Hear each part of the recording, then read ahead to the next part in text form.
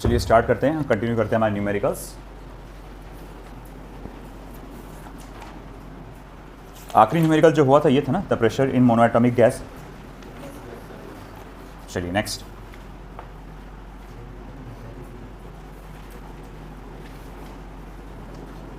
$50 calories of heat supplied to take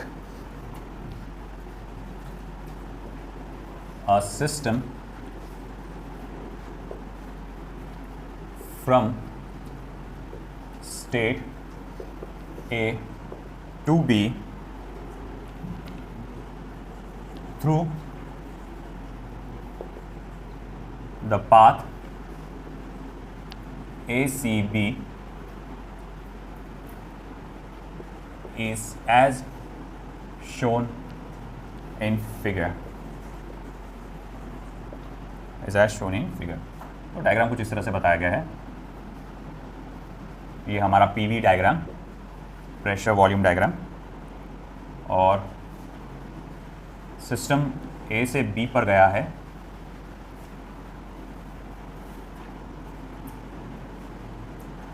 तीन रास्तों से, एक डायरेक्ट, एक डी से होता हुआ और एक सी से होता हुआ। यहाँ पर वैल्यू आ रही है 100 cc, यहाँ पर है 300 cc, और फिर इसके बाद ये है देखो नोट्स में देखो 50 वो है ना किलो पास्कल, तो 50 किलो पास्कल, और ये है 155 kilo pascal. Find the quantity of heat to be supplied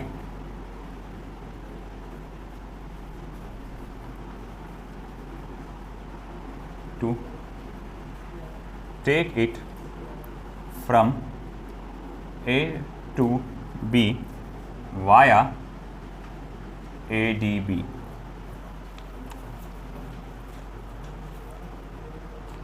चलिए ठीक है, तो ये इस तरह से आपको क्वेश्चन दिया गया है। ज़बरदस्त क्वेश्चन है, इस टाइप के बहुत सारे एमसीक्यूज आते रहते हैं। 50 calories of heat is supplied to take a system from state A to state B through path ACB। अगर आप पाथ ACB से जा रहे हैं तो आपको 50 कैलोरीज की हीट सप्लाई की जाती है। तो मैं ठीक हूँ, यहाँ पर लिख दूंगा सबसे पहले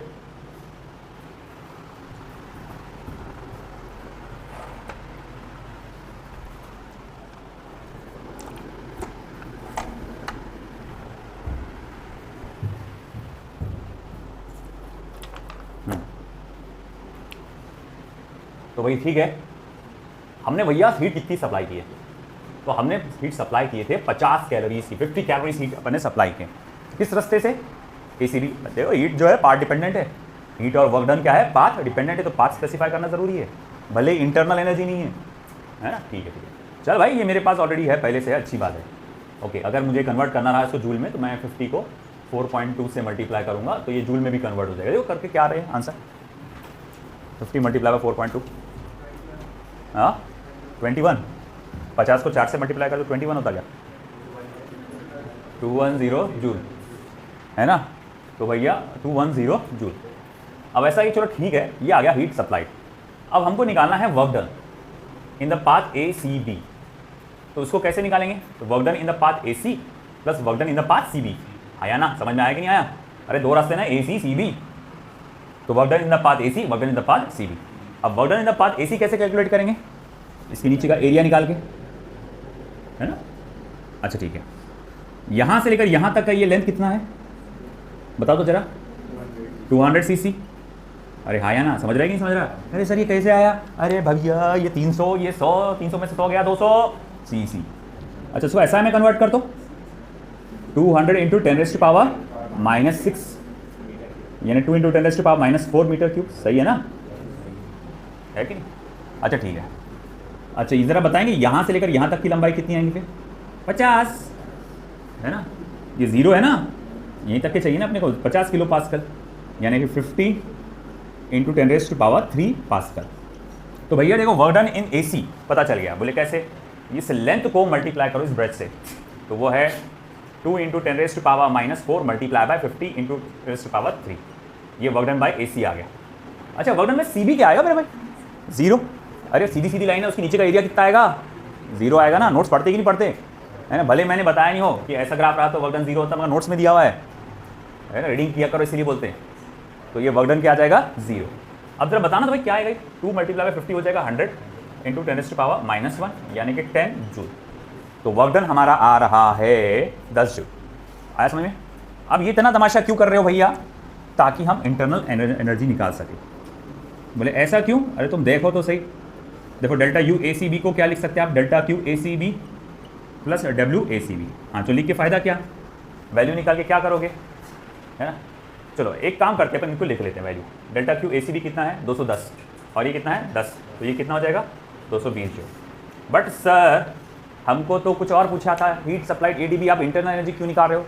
अभी पता चलेगा। कई बार क्या होता है, एक पाथ की वैल्यू देकर आपसे दूसरे पाथ की वैल्यू पूछता है। गौर से सुने, है ना? आयालों में से हटे, आप इधर ध्यान दें। एक पाथ की वैल्यू देकर दूसरे पाथ की वैल्यू पूछता है। हीट सप्लाई कौन से पाथ का दिया हुआ था? अरे हीट सप्लाई कौन से पाथ का दिया हुआ था? कौन से पाथ का पूछा गया है ना? दिया एक पाथ का, दूसरा पूछा दूसरे पाथ का। कैसे करेंगे? तो भैया हम जानते हैं सारी वैल्यूज अलग अलग पाथ पे डिफरेंट वैल्यूज रखती है, मगर इंटरनल एनर्जी की वैल्यू हर पाथ पे सेम होती है। तो ये जो कंसेप्ट है ना, ऐसे बहुत इंपॉर्टेंट होता है ये कैलकुलेशन में। बोले कैसे? क्योंकि हम जानते हैं कि internal energy of path A C B और internal energy of path A D B same होता है, चेंज इन इंटरनल एनर्जी। तो हम कहेंगे भैया हम इनकी वैल्यूज को इक्वेट कर सकते हैं। देखो भैया delta U A C B तो हम ऑलरेडी कैलकुलेट करके बैठे हुए हैं, 220 joule. Delta U A D B कैसे निकालेंगे? वो तो चलो, ये तो delta U A D B आ गया, उसकी जगह क्या लिखें? Delta Q A D B plus work done in A D B, है ना? अच्छा ठीक है, चलो मान लिया delta Q A D B plus work done in A D B, ये अपन ने bye first law of thermodynamics, sorry not plus, अरे गलती कर दिया भाई मैंने, माइनस आएगा इधर, केमिस्ट्री वाला फॉर्मूला लिख दिया मैंने भी माइनस आएगा। तो ये delta Q A D B minus work done in A D B आया समझ में? अब आगे क्या? ठीक है भाई, ये 200, हाँ जी 200, ये कितना वो तो मालूम करना है, delta Q A D B मालूम करना, वो तो टारगेट है, मिशन है हमारा। अब work done in A D B क्या है सर? वो तो निकालना पड़ेगा, डायग्राम काय को लिख दिया उसने, वर्क डन निकालने के लिए दिया। तो बोले अब वर्क डन कैसे निकालेंगे? आपने वो कौन से पाथ का चाहिए? A D B. तो मैं इसको ऐसा लिख सकता हूँ, work done in A D plus work done in D B. देखो भाई work done in A D कितना होगा? 0 होगा, सीधी लाइन ना, वॉल्यूम कांस्टेंट है ना, work done in A D क्या होगा? 0। मेन क्या निकालना है? Work done in D B. अब work done in D B कैसे निकालेंगे? अरे भैया एरिया अंडर द कर्व, पूरा नीचे तक एरिया लेना पड़ेगा, पूरा नीचे तक, यहाँ तक कि नहीं, ये क्लोज लूप नहीं है। नहीं ना सर आपने तो यही लिए थे पिछली बार, बेटा वो कैसा था? अब पूरे, पहली बात तो पूरे लूप का पूछा था उसने वर्क डन, है ना? अपने को सिर्फ इतने हिस्से का पूछा है उसने। जब इतने हिस्से का पूछा ना तो इसकी नीचे का नीचे तक, एक्स एक्सिस तक लेना पड़ता है अपने को एरिया। तो भैया हमको पूरा नीचे तक वर्क डन लेना पड़ेगा। ये लंबाई तो ऑलरेडी मालूम है हमको, 200 सीसी, जिसको 2 इंटू 10⁻⁴ बोले थे। ये कितना रहेगा फिर? बोले देखो यहाँ से कितना है 0, यहाँ पहुँचने पर कितना 155, यानी कि 155 इंटू 10⁻³ पास्कल, है ना? अच्छा ठीक है, फिर उसके बाद मैं कहूँगा ये 200 हो गया, delta Q A D B हो गया, माइनस ये कितना हो जाएगा? तो 155 इंटू 10⁻³ मल्टीप्लाई बाय 2 इंटू 10⁻⁻⁴। तो 200 is equal to delta Q A D B minus, जरा आप करिए तो कितना होगा? 310 यानी कि 310 इंटू 10⁻⁻1 यानी 31। अब delta Q A D B is equal to फिर क्या हो जाएगा? 200 प्लस 31 यानी कि 231 जूल्स। एक बार चेक कर लो आंसर में, हाँ बराबर 231 जूल्स। और अगर मुझे कैलोरीज में निकालना रहा तो उसको कैलोरी उसको डिवाइड करना पड़ेगा, है ना, 4.2 से, और 55 कैलोरीज के आसपास आता है कुछ। लिख लो, समझाना भैया, मेन समझना जरूरी है, तुमको नहीं समझ रहा कुछ पूछ लो, अभी हूँ मैं बताने के लिए। जब नीट का पेपर दोगे तब नहीं रहूँगा।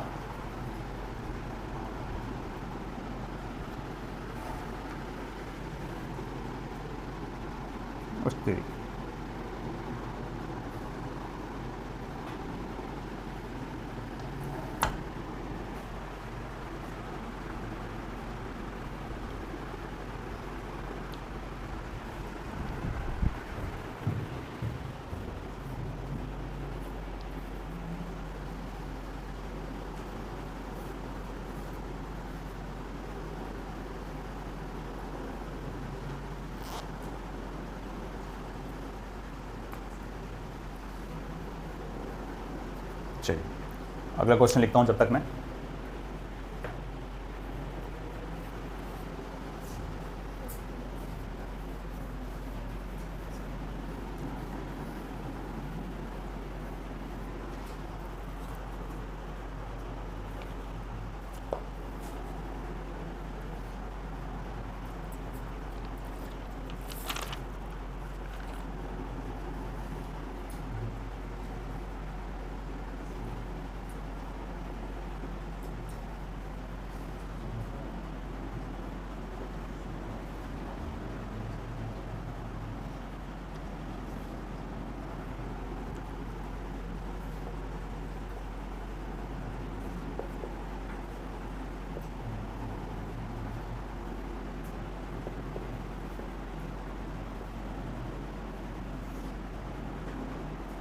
This volume decreases by 182 centimeter cube. Latent heat of ice for melting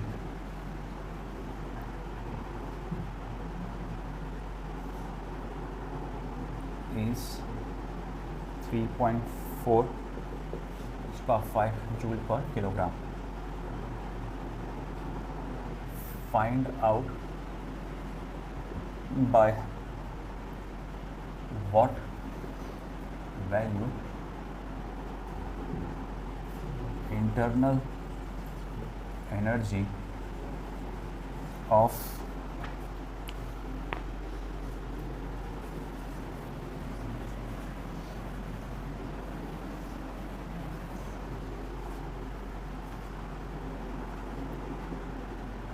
ice changes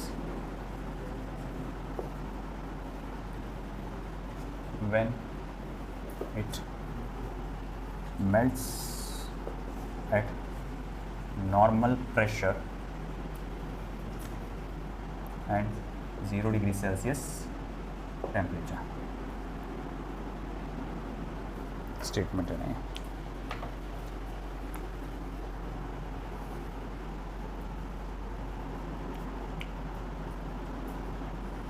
तो भैया हमें क्या क्या दिया हुआ है उसकी लिस्ट बना लेते हैं पहले। एट नॉर्मल प्रेशर, अब प्रेशर नॉर्मल है मतलब प्रेशर की वैल्यू है आपको दिया हुआ 1 × 10⁵ न्यूटन पर मीटर स्क्वायर, और टेम्परेचर 0 डिग्री सेल्सियस पे। मास ऑफ आइस दिया हुआ है आपको 2 किलोग्राम, और उसका वॉल्यूम जो डिक्रीज़ हो रहा है यहाँ पे भैया याद रखें वॉल्यूम डिक्रीज़ हो रहा है। Change in volume is how much 182 centimetre cube, यानी कि 182 × 10⁻⁻⁶ मीटर क्यूब। वैसे मुझे माइनस में लिखना चाहिए क्योंकि change in volume decrease in volume है। लेटेंट हीट ऑफ फ्यूजन आपको दिया गया है 3.4 × 10⁵ जूल पर kilogram. Find out by what value internal energy of ice changes. Delta U की वैल्यू पूछा गया है। देखो डेल्टा यू कैलकुलेट करने का एक तो फॉर्मूला है mu C V delta T, mu C V delta T, but I don't think so वो यूज़ में आएगा क्योंकि ना ही हमारे पास चेंज इन टेम्परेचर है और ना ही हमारे पास सी वी की value monoatomic gas diatomic gas ऐसा कुछ बोला हुआ है। तो हम इसको कहाँ से यूज़ कर सकते हैं? देखो क्योंकि हमारे पास पी और डेल्टा वी है, तो यानी क्या है? वर्क है। वर्क डन होता है ना पी डेल्टा वी, तो वर्क है। और डेल्टा क्यू मैं यहाँ से निकाल सकता हूँ एम इंटू एल एफ से। बोलिए ये कैसे निकलेगा? पिछले चैप्टर का याद करो, है ना, heat supplied in order to melt any object. अब यहाँ पर हीट, तो अब हम लोग चलो ठीक है यहाँ एक एक चीज़ लिखेंगे। सबसे पहले तो मैं लिखूँगा डेल्टा क्यू की वैल्यू लिख डालता हूँ, तो m into latent heat of fusion, और मास कितना दिया हुआ है आपको 2 किलोग्राम्स, और 3.4 × 10⁵ है ना। अब ऐसा है कि भाई ये कितना हो जाएगा फिर 6.8 × 10⁵ जूल्स। ये डेल्टा क्यू आ गया अपने पास। वर्क डन क्या रहेगा? वो रहेगा P डेल्टा V। अब P डेल्टा V देखो वैसे तो नॉर्मल प्रेशर 1.013 × 10⁵ होता है ना, मगर मैंने अप्रॉक्सीमेशन में सिर्फ 1 लिख के चल दिया। तो भाई ठीक है, तो 1 × 10⁵ यानी कि सिर्फ 10⁵, और डेल्टा V की वैल्यू कितनी हो जाएगी आपका 182 × 10⁻⁻⁶। और याद रखे भैया आंसर माइनस में, यानी ये हो जाएगा -18.2 जूल्स। Minus 18.2 joules. ठीक है, ये हो गया आपका वर्क डन। अब ऐसा है, हमको निकालना है फिर चेंज इन इंटरनल एनर्जी। तो by first law of thermodynamics हमको मालूम है कि delta Q is equals to delta U plus work done. तो delta U is equals to delta Q minus work done. अब डेल्टा Q कितना बेटा, 6.8 into 10⁵ minus plus 18.2 joules. अब देखो 6.8 इंटू 10⁻⁻5 सॉरी प्लस 5 है ना, ये तकरीबन 1 लाख गुना बड़ा है इससे। ये वैल्यू उसके सामने कैसी है, बहुत छोटी है। तो मैं कह सकता हूँ कि अप्रॉक्सीमेटली इसकी वैल्यू यही रहेगी, है कि नहीं, है ना भाई। अब जैसे मान लो कि भाई मैं बोला कि तुम्हारी क्या संपत्ति है, तुम्हारे अभी बैंक अकाउंट में कितने हैं, तो बोलेंगे 6,80,000 रुपये, है ना, 6,80,000 रुपये। ये लो 18 रुपये उसमें ऐड कर डालो। तो ये 18 रुपये उस 6,80,000 के सामने कोई वैल्यू रखता क्या, हाँ नहीं ना। तो इसीलिए मैं बोलूँगा तकरीबन 18 रुपये ऐड करने के बाद भी आप क्या बोलेंगे अमाउंट, 6,80,000 रुपये। वो 18 रुपये को क्या गिना बोलेंगे आप ऐसा। इस तरह से आपने बोला कि इसको निगलेक्ट करो, ये अमाउंट बहुत ज़्यादा छोटी है। तो आपका इंटरनल एनर्जी तकरीबन सेम ही जाएगा।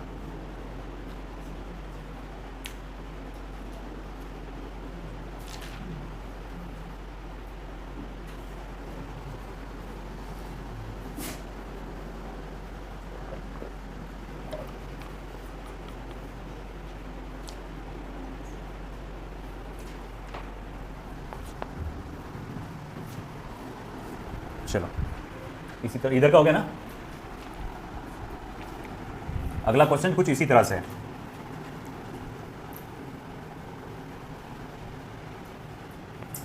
ये आप सॉल्व करके बताओ।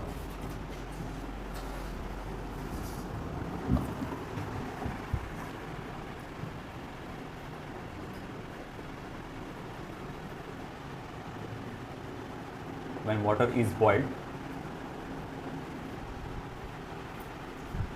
at 2 atmospheric pressure, then latent heat of vaporization is 2.2 into 10⁶ joule per kilogram, and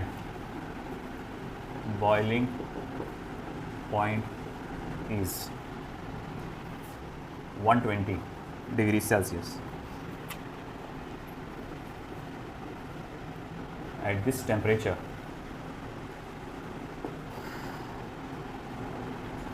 volume of 1 kilogram of water is 10⁻³ meter cube, and that of 1 kilogram of vapor is 0.824 meter cube. When 1 kilogram of water is converted to the vapor at 120 degrees Celsius temperature, then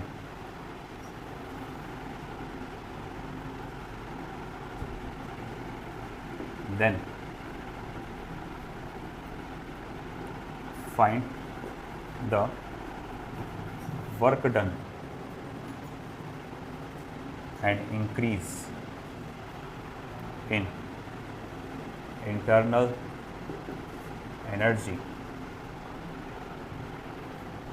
और इसमें दिया है 1 ATM is equals to 1.013 into 10⁵ newton per metre square. चलिए try करो इसको।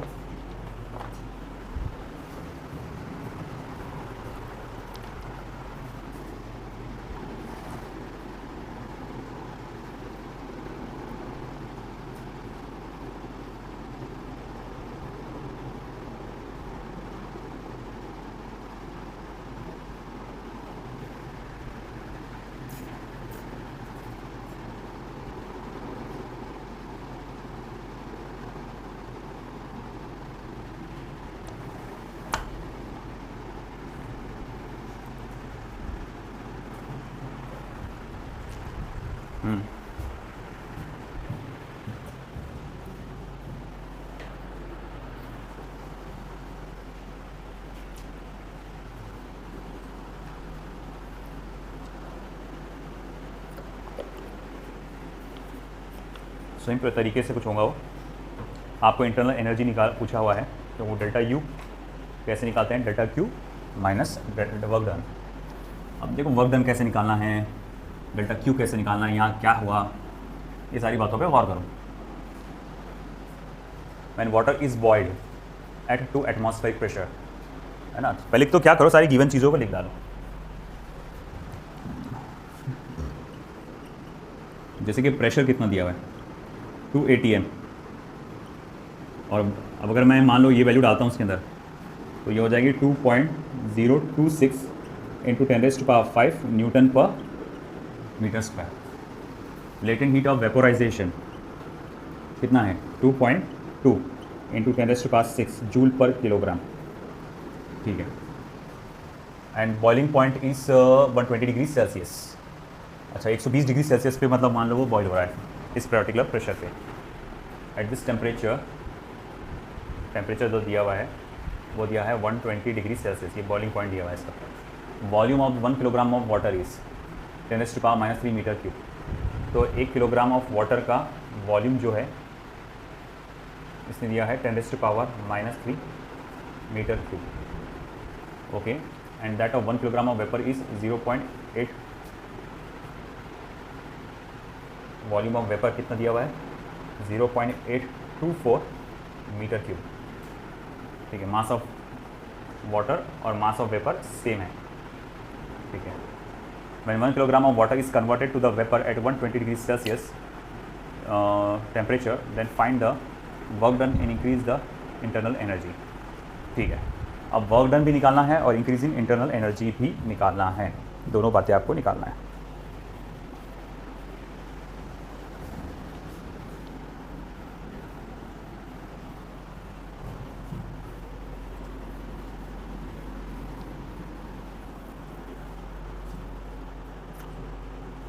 ठीक है।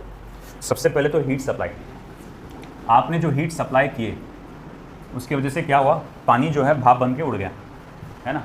अच्छा कितना पानी जो है भाप बन के उड़ रहा है, वेपोराइज हो रहा है, तो बोले 1 किलोग्राम ऑफ वाटर, वो क्या हो रहा है वेपोराइज हो रहा है। तो mass of water is 1 kilogram और लेटेंट हीट ऑफ वेपोराइजेशन, तो mass of water is 1 kilogram और लेटेंट हीट ऑफ वेपोराइजेशन कितना दिया हुआ था आपको 2.2 इंटू 10⁻⁶, यानी 6 ही है ना, हाँ 2.2 इंटू 10⁻⁶ जूल। ये क्या इंडिकेट कर रहा है बेटा, हीट सप्लाई, कि भैया 1 किलोग्राम के पानी को भाप बनाने के लिए, वेपोराइज करने के लिए कितनी हीट लगेगी, तो इट इज़ 2.2 इंटू 10⁻⁶। अगला क्या दिया हुआ हमको निकालना, क्या जरूरत है, वर्क डन की। वर्क डन, यहाँ प्रेशर कांस्टेंट है क्या, देखो क्वेश्चन को पढ़ो। When the water is boiled at, ये मतलब प्रेशर कांस्टेंट है। अब प्रेशर कांस्टेंट है यानी फॉर्मूला क्या हो जाएगा P डेल्टा V, है ना। अच्छा ठीक है, मैं कहूँगा कि ओके पहले वो क्या था, तो बोले पहले वो पानी था, बाद में जब वो इवेपोरेट हो गया तो वो क्या बन गया, वेपर बन गया। तो जो आपका इनिशियल वॉल्यूम वो क्या रहेगा, वो जो पानी का जो वॉल्यूम है वो इनिशियल वॉल्यूम रहेगा। अब बाद में क्या हुआ, हीट सप्लाई करने के बाद क्या हुआ, वो वेपर बन गया। तो जो वेपर का वॉल्यूम है वो फाइनल वॉल्यूम होगा। तो मैं बोलूँगा ठीक है भाई, तो pressure final volume minus initial volume, जिसको आप ऐसा भी लिख सकते, volume of vapour minus volume of water, volume of vapour minus volume of water. अच्छा ठीक है, अब आपका मैं कहूँगा वॉल्यूम ऑफ या फिर प्रेशर की वैल्यू कितनी है, तो प्रेशर हमारा है 2.2, ट्विच कंसिडर करो यार, उसको इतना लिखने की जरूरत नहीं है, ठीक है। वॉल्यूम ऑफ वेपर कितना है, तो बोले है यार वो 0.824, यानी मैं इसको लिख सकता हूँ 824 इंटू 10⁻⁻3, है ना। अरे भैया डेसिमल को मैं सरका दूंगा 1 2 3, तो 824 इंटू 10⁻⁻3 हो जाएगा ना, और फिर 10⁻⁻3 वॉल्यूम ऑफ वाटर। अच्छा ठीक है, फिर इसकी वैल्यू क्या हो जाएगी 2 इंटू 10⁵ मल्टीप्लाई बाय 823, 10⁻⁻3 तो बाहर निकल जाएगा कॉमन में, 824 माइनस 1 823, जरा बताना तो कितना हो जाएगा, 823 डिवाइडेड मल्टीप्लाई बाय 2 6 4 16 10⁻²। तो आप देखो क्या 1 2 3 4, यानी कि 0.1646 इंटू 10⁻6 जूल, 0.1646 इंटू 10⁻6 जूल। अब ऐसा है कि मैंने 10⁻6 क्यों लिखा, ताकि इसके साथ लेके आऊँ उसको, मैं पावर को सेम कर सकूँ। तो delta U is equal to, जैसे कि हम जानते हैं डेल्टा Q माइनस W, तो डेल्टा Q कितना है आपका 2.2 इंटू 10⁻6 माइनस 0.1646 इंटू 10⁻6। जरा देखिए माइनस करने के बाद कितना होता है,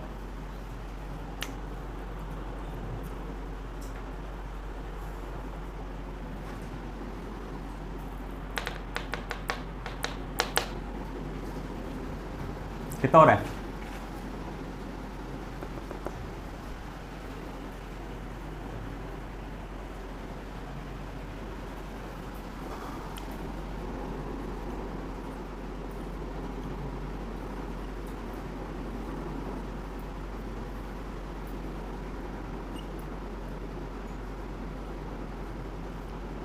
टू 2.0354 यानी कि 2.03 इंटू 10⁻6 जूल।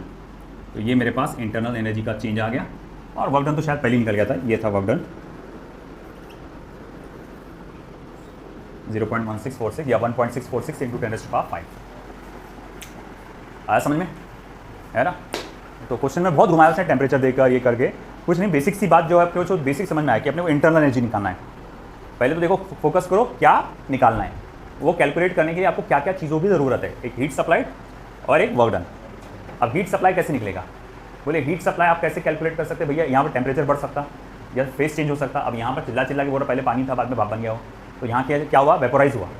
पिछले चैप्टर का फॉर्मूला लगाएंगे डेल्टा Q = ml, वहाँ से मैंने क्या करा, हीट सप्लाई निकाल लिया। आया ना समझ में? अब फिर उसके बाद क्या हुआ? फिर उसके बाद हम लोग ने क्या करें, अपना वर्क डन पे पर फोकस किए। हम पहले ये देखते हैं कि आप यहाँ पे प्रेशर कांस्टेंट है क्या? जी हाँ, प्रेशर कांस्टेंट है, तो मैं चलो ठीक है P डेल्टा V वाला फॉर्मूला निकालूंगा। अब सवाल ये उठा कि फाइनल वॉल्यूम क्या, इनिशियल वॉल्यूम क्या? आप गौर से इस पूरे टॉपिक को पढ़ेंगे तो यहाँ देखेंगे when 1 kilogram of water is converted to the vapour at 120 degree Celsius. क्या हुआ यहाँ पर? 1 किलोग्राम के पानी को आपने काय में कन्वर्ट किया? वेपर में कन्वर्ट किया ना। अब पानी का और भाप का वॉल्यूम एक होता क्या? वॉल्यूम अलग अलग होता है ना इसका। वॉल्यूम वेपर तो गैस है, वो कितनी फैल जाती है एकदम। तो भैया यहाँ हमने बोले कि देखो पहले वो पानी था बाद में भाप बन गया, तो मतलब इनिशियल वॉल्यूम मतलब वॉल्यूम ऑफ वाटर है, और फाइनल वॉल्यूम म्हणजे काय? Volume of vapour. तो बोले ठीक है बोले फिर वॉल्यूम ऑफ वाटर कितना है? तो यही दिया हुआ है 10⁻³ मीटर क्यूब। और वॉल्यूम ऑफ वेपर कितना है? कहाँ दिया रे वो? हाँ ये 0.824 मीटर क्यूब है ना। तो बोले हाँ ये आ गया हमारे पास। फिर हमने फाइनल माइनस इनिशियल किए, वेपर माइनस वाटर, ये सब करके फिर कैलकुलेट करें, आपका आंसर आ गया। आया समझे? तो यहाँ फर्स्ट लॉ ऑफ थर्मोडायनेमिक्स के न्यूमेरिकल्स पूरी तरह से कंप्लीट होते हैं।